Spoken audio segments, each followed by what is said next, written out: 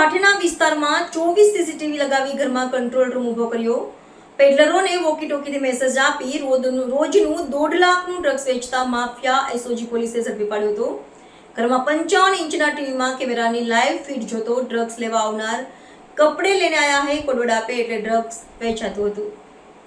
સુરતના ભાટેના પંચશીલનગરમાં 500 મીટરના એરિયામાં 4 વોકી ટોકી અને 24 સીસીટીવી કેમેરા રાખીને રોજનું 1.5 લાખનું એમડી વેચાણ કરતા ડ્રગ્સ માફિયાને સ્પેશિયલ ઓપરેશન ગ્રુપના પીઆઈ એપી ચૌધરી અને તેના સ્ટાફે બાતમીના આધારે પકડી પાડ્યો છે. ડ્રગ્સ માફિયાના ખિસ્સામાંથી ₹12 લાખનું 120 ગ્રામ એમડી ડ્રગ્સ મળી આવ્યું હતું. સાથે એમડી વેચાણની 16 લાખની રોકડા પણ મળી આવ્યા હતા.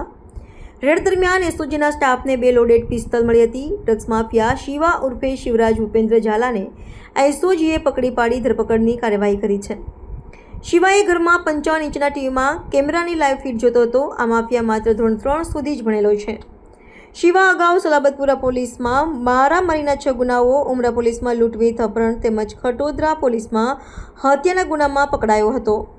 અગાઉ પાસા તળીપાર સુધીની પણ પોલીસે કાર્યવાહી કરી હતી. એસઓજીની પીઆઈ સહિત 27 માણસોની ટીમ 20 બાઇકો પર પંચશીલનગરમાં ગઈ અને આખા પરિવારને ચારેય બાજુથી કોર્ડન કરી ડ્રગ્સ માફિયાને પકડી લીધો હતો.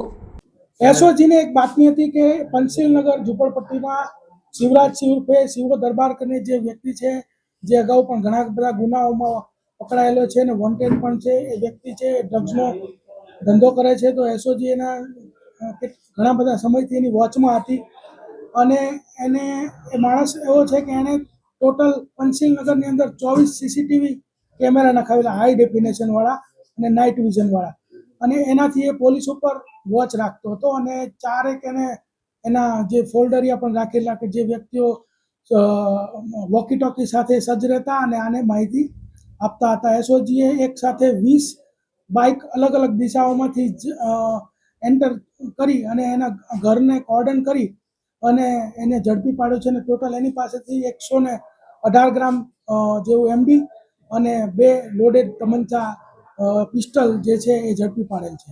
આ લોડેડ તમંચા ક્યાંથી લાવ્યો હતો, શા માટે રાખતો હતો પોતાની પાસે? આ જે લોડેડ તમંચા જે છે એ મુંબઈથી લાવેલો હતો અને પોતે ઘણા બધા ગુનાઓની અંદર ગુનાઓ કર્યા છે અને એક ધાડના ગુનામાં ઉમરામાં વોન્ટેડ છે. એટલે એને ડર લાગતો હતો, એટલે પોતાના સ્વ બચાવ માટે અને એને એવું લાગતું હતું કે પોતાને કોઈની સાથે ઝઘડો થાય તો પોતે બચી શકે એના માટે રાખતો હતો. સર, ઘરમાં કઈ રીતે આખો ઓપરેટ કરતો હતો? કેટલા પંટરિયા હતા? કઈ રીતે વોકી ટોકીની વાત કરતો હતો? એની પાસે ટોટલ 4 વોકી ટોકી કબજે કરવામાં આવ્યો છે, જે એને એમેઝોન ઉપરથી ઓનલાઈન 6-1 મહિના પહેલા મંગાવ્યા હતા. અને એ એવી રીતે ઓપરેટ કરતો હતો કે 55 ઇંચનું જે ટીવી છે એની અંદર આ 24 જે સીસીટીવી છે એને ફૂટેજ લાઈવ જોવા મળતી હતી ને ત્યાં બેસી રહેતો હતો અને સંપૂર્ણ જે છે કોઈ પણની મૂવમેન્ટ થાય એના ઉપર એ નિયંત્રણ રાખતો હતો અને એને કંઈ પણ શંકાસ્પદ જણાય તો જે માલ છે એ સગે વગે કરી દેતો હતો. અને એ જે માલ છે એને કપડાં એવું એનો કોડવર્ડ આપેલો, એટલે કપડાં કોઈ લેવા આવે એટલે એનો મતલબ કે ડ્રગ્સ લેવા આવે છે. અને જો પોલીસની મૂવમેન્ટ થાય તો એને કાટી કરીને કોડવર્ડ આપેલો કે કાટી કી મૂવમેન્ટ હે. સર, જે ઘર હતું તે પણ ભાગી શકાય એ રીતનું બાંધેલું હતું, એને તો શું કહેશો?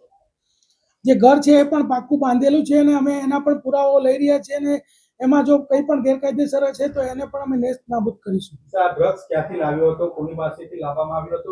રોજ કઈ રીતે આપતો હતો? આ ડ્રગ્સ જે છે વિનોદ વર્મા કરીને મુંબઈનો છે, એની પાસેથી એ લાવેલો. અને મોહસિન છત્રી કે જેને પણ અમે ધરપકડ કરેલ છે એને આપતો હતો. અને બીજો એક ઇમરાન ગડ્ડી છે કે જે વોન્ટેડ છે, અત્યારે જે પૂછપરછ કરી એમાં મોટો જે માલ છે આને આપતો હતો.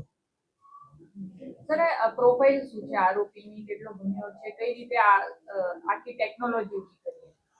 આરોપી એકદમ અભણ જેવો વ્યક્તિ છે, પરંતુ એના વિરુદ્ધમાં ટોટલ 15 ગુના દાખલ થયેલા છે.